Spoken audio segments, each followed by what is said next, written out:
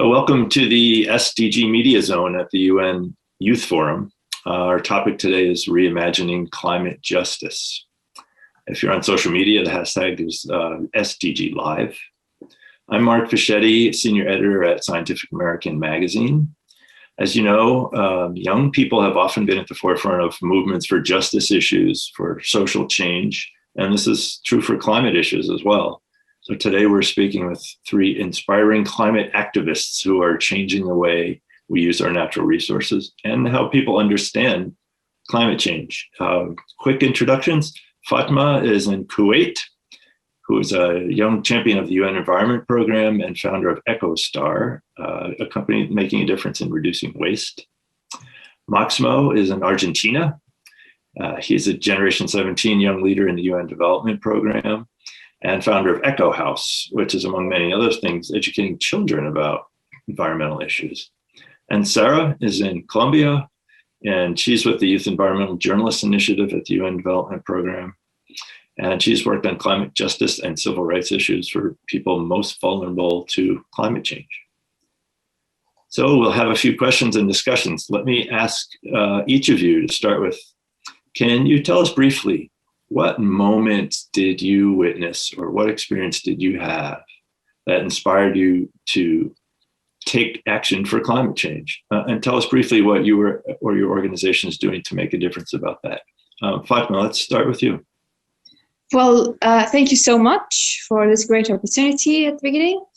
Well, I live in Kuwait, as you mentioned, which is a very, very small country with a very small population and a very high national income that comes basically from oil industry. So Kuwait is very rich. Kuwait is a great country. We don't have any sustainable development plan when it comes to any environmental issues here in Kuwait. We have waste management problems. We have air pollution problems. Kuwait is rated one of the worst countries in air pollution and actually all type of pollutions. We don't have a support for green areas. Even when they cut all the trees everywhere around the country. We don't even have greening projects in general. In addition to all of that, we don't have environmental studies. If someone wants to see the numbers and statistics about the environment here in Kuwait and the issues that we're facing, we don't have it at all. So in 2018, I was thinking about it. I watched documentaries. I educated myself because honestly speaking, we don't have it here in Kuwait, at least not in the amount that is needed. And I watched a TV show called Khawatir in Arabic. And it was talking about plastic pollution and pollution in general and how that's going to affect the world and climate change. That was the first click. And I have initiated ECOSOC a year later after studying the situation here in Kuwait. In ECOSOC, we work on waste management. We collect recyclables from houses, schools, companies in cooperation with the recycling plants here in Kuwait. And in return of every time you give us recyclables, we're going to give you a plant, a tree, or seeds to encourage you to green the land around you. So you can grow your garden with your waste, or actually in exchange of your waste. In addition to that, we take numbers, statistics, with every time we pick up your recyclables for further studies in the future. Great, thank you. Very, very, very interesting, and I'm glad you started us off. So Máximo, tell us what moment or what experience you had that inspired you to get into all this. Okay, thank you very much. I grew up in a third world country where almost 50% of the population is poor. So it's crazy not to do something. When I was 17, I saw a sea wolf throwing up plastic and it broke my heart. I said I had to do something about it. I had to live to do something about it.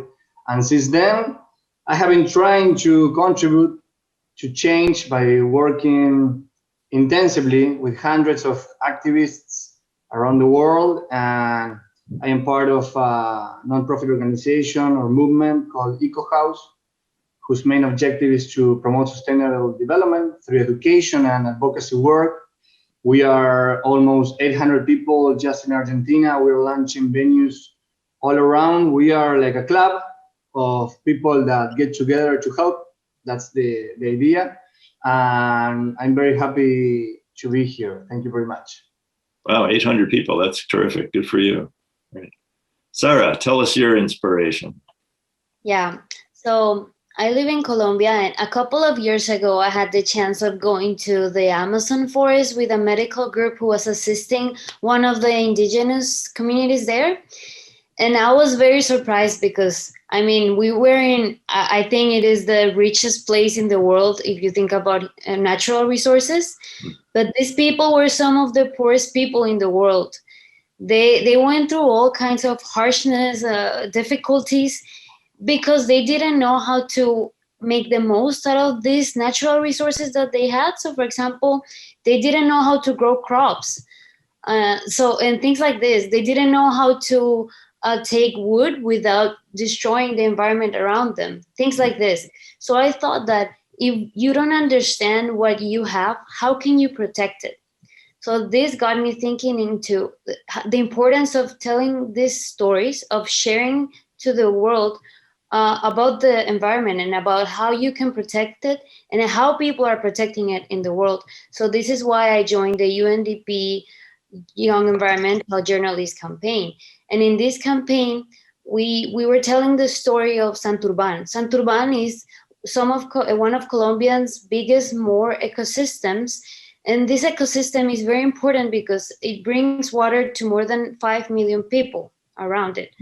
And this ecosystem is being endangered by some gold exploitation program that is being trying to be done there. And I met some of the most amazing young activists who were working for the protection of Santurban. I even met a 10-year-old who was doing a great job in bringing awareness to young people about protecting Santurban. He was amazing. I also met politicians, I met lawyers, I met social workers. And it was amazing being able to tell their stories to the world. They don't speak English. They live in one of the countries that's the most dangerous for being a social leader. So for me to be able to tell their stories to the world, I think that's a great way to help the environment.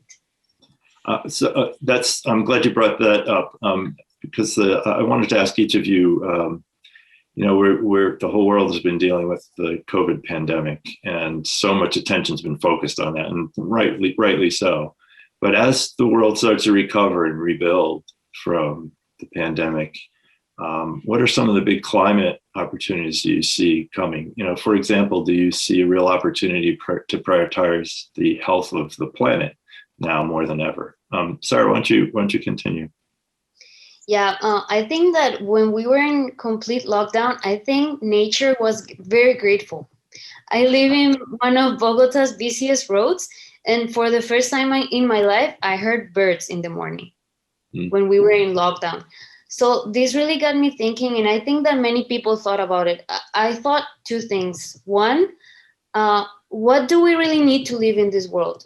Do we need all those clothes? Do we need to have 2 or 3 cars? Do we need all that money? What do we really need? And second of all, what does really matter in life? What does it matter if I have $1 million in my bank account, but there's no food and no water to buy? Or if I have a condo by the beach, but the beach is completely wasted in trash and there's no ocean, like things like this. So I think that in the upcoming years, many people are gonna raise many young leaders. I think this is a great chance because many of us are questioning ourselves, what does really matter and what do we really need? And if we ask ourselves these 2 questions every day, we can make small changes that will make a huge difference, like in the way we consume stuff, in the way we buy stuff, in the way we recycle, all these things. So I think this is a great opportunity, and I think it's a great future that's coming up. Máximo, that sounds a lot like what you started to talk about just a minute ago. So what opportunities do you see for the health of the planet now that we're coming out of the focus on the pandemic? Okay. During the COVID pandemic, the world stopped for a moment. Some people stopped 5 minutes, other ones 6 months. It doesn't matter because when we stop, we can think. We have time to see what's going on around us, to watch a documentary, to go from automatic to manual. I believe that it was a turning point. Nowadays, social environmentalism, it's growing exponentially in many countries. We are 10 times more than before. And not only activists from outside of the system. No. Politicians, companies, people that works in companies, etc., etc. So I believe that in the next 10 years, we are going to see change. We don't know if it's gonna be enough, but we are in a breaking point, and I'm totally enthusiastic and with a lot of hope Good. we are going to do the right stuff. Hope is very important. Fatemah, why don't you continue with this idea? Well, yeah, sure. That's a very great and a very interesting point. In my opinion, one of the things that I've noticed here, at least in this part of the world, where our energy, for example, is not generated in an eco-friendly way, we had the chance to do so, to encourage eco-friendly green projects. During the pandemic, during the lockdown, yes, the air pollution readings were dropping. The prices of solar energy tools and eco-friendly energy in general was going down. So we had the chance to invest in this type of project. Unfortunately, we didn't, but we still have the chance to do so because we're still in the same path right now. So one of the things that I hope for right now is for the governments for all around the world to take an action toward the actual change. And I'm seeing that happen, probably not here in the Middle East, but around us in so many parts of the world, the change is coming for sure. And a lot of people are going to go for green projects. So I'm glad you brought that up, that there's still plenty of opportunity. And a couple of you mentioned, and Máximo in particular, politicians, companies, heads of international organizations. What would your message be to global leaders like that about making these visions happen? About making the larger sustainable development goals happen too, for that matter. But with special attention on how global leaders can help youth worldwide be part of the solution. Máximo, why don't you start? With every crisis comes a revolution, right? So right now, the numbers of the climate and ecological crisis are chilling. Everybody knows them. We are not inventing anything. So we are starting to raise awareness in, as I said, politics, companies, etc. And I believe that when the generation is changing, people that now is 30 years old, 35-year-old from another generation, now they are having more power. They can make decisions, and I believe that we had to give space to youth. That's my message. Not to rule everything, just to work together, because we have new ideas. We are not like polluted with everything from the other paradigm. We want a better world. That's it. That's the message. We don't care about if we have money in the bank, as Sarah was saying, etc., etc. We want a better world. We want water for everyone. We want food for everyone, healthy food. We want that the species don't go extinct, etc., etc. So it's very simple, the equation. Great. Sarah, why don't you pick up on that? You're nodding your head.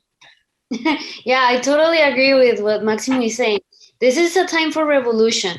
I think that, again, if we all make small changes, we can make a huge difference in the future and see a very different future. For companies, if all of us make some initiative, a policy, a way that they can contribute, let's say recycling policy in small businesses, that's a simple way how you can make a change. if you help youth organizations, youth activists to get involved, to have the resources to do more, that's one way how CEOs and companies can help. It's not huge things. We're not asking for huge things. We're just asking for your support in the small things that we do in our everyday lives. Right. Very, very well said. Fatemah, do you want to add to that? Yeah, well, everything they said is just so amazing, and I totally agree with everything, with every point they mentioned. Yes, we need support. Yes, we need all types of support, and especially here and where resources are available, we need the financial support, guidance, and everything around that. People and young people are ready to work, and we have to see the authorities' support to push us to do more and move forward.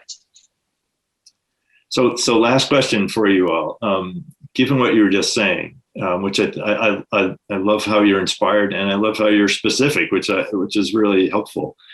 So tell us one specific vision of what you would like the world to look like in 2030. Fatemah, why don't you just continue? Yes, well, in my opinion, one of the things I wish to see is no single products produced in the world, no single-use products forever. We don't need them. We have good alternatives. We can do it. This thing is so doable. I don't know why that's not happening right now. So that's my vision. No single-use products. Perfect. That's perfect. Sarah, how about you? Yeah, for me, it's just people doing stuff for the environment on a daily basis without even realizing they're doing it. So, for example, hanging out at the beach, cleaning the beach just because, not because somebody asked you to, or being more consumption aware of what you buy, things like that. Great. Máximo. When I was in primary school, everyone asked us what we want to be when we grow older. But no one asked us, what do we want to be as society when we grow older? So we can work in that as a group of human beings that accept each other and work together. That for me is the more important thing. And if we do that, all the other stuff is gonna come around, all the environmental and social stuff. We need to accept each other visions, and I don't care if you are more liberal, less liberal in an economical way. Just think in the human factor, just think in the environmental factor, and that's it. That's the equation.